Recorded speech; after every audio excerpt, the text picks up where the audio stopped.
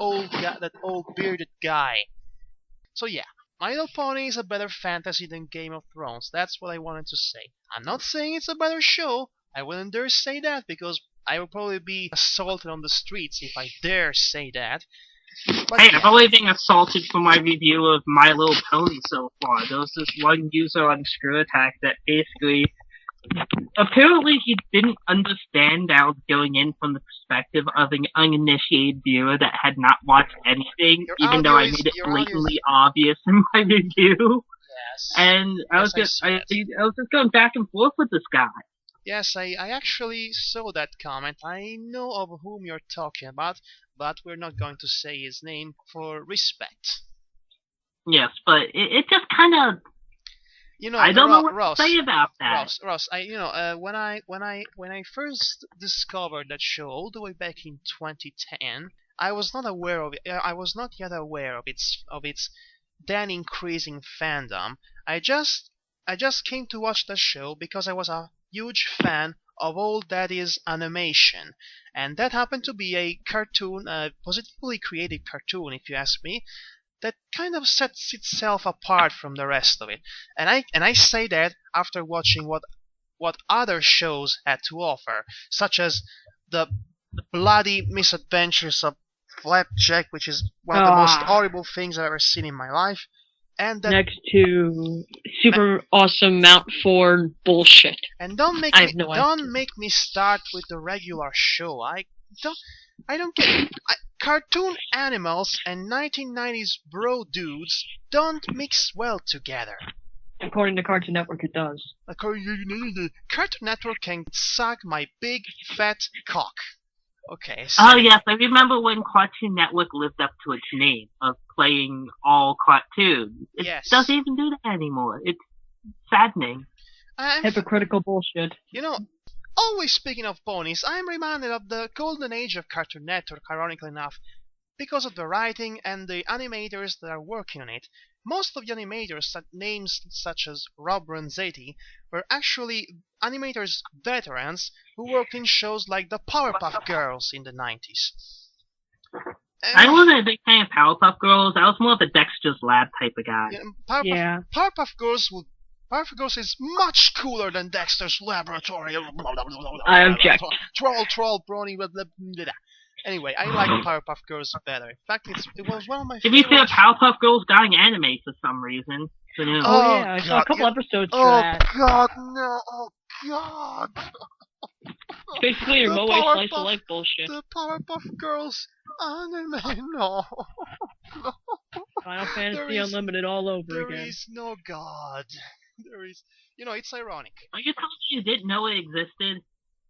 Oh, of course I knew it existed. It was broadcast on fucking Cartoon Network here in Europe. It broadcasted on Cartoon Network too? Yes. Fuck. Well, we're fucked. You know what?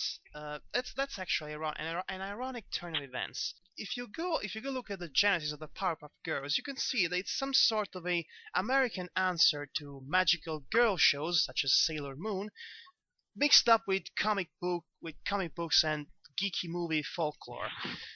So in a way, Powerpuff Girls Z, which is the name of the Japanese anime, it's the Japanese answer to the American answer of magical girl shows. And in fact, convoluted, yes. And guess what? In that Japanese show, they don't kick ass in the old-fashioned way. No, they use wands like actual magical girls. And the excitement just went down a bit. I'd rather see Panty and Stocking any day. Panty and Stocking, at least it's honest with its own nature. It's just over-bloated, nonsensical, pure action-gasmic fest. You know what we should do? Inject Panty and Stocking into the Game of Thrones. Yes. See what happens. We should definitely. Genius. That's the man. That is the greatest idea I've ever heard from anyone who ever said anything. Yes, Panty and Stocking of Thrones.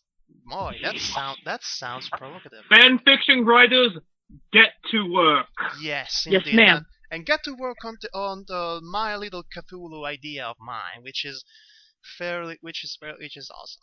In fact, we should do a crossover between My Little Pony and Haiyori Nyaruko-san.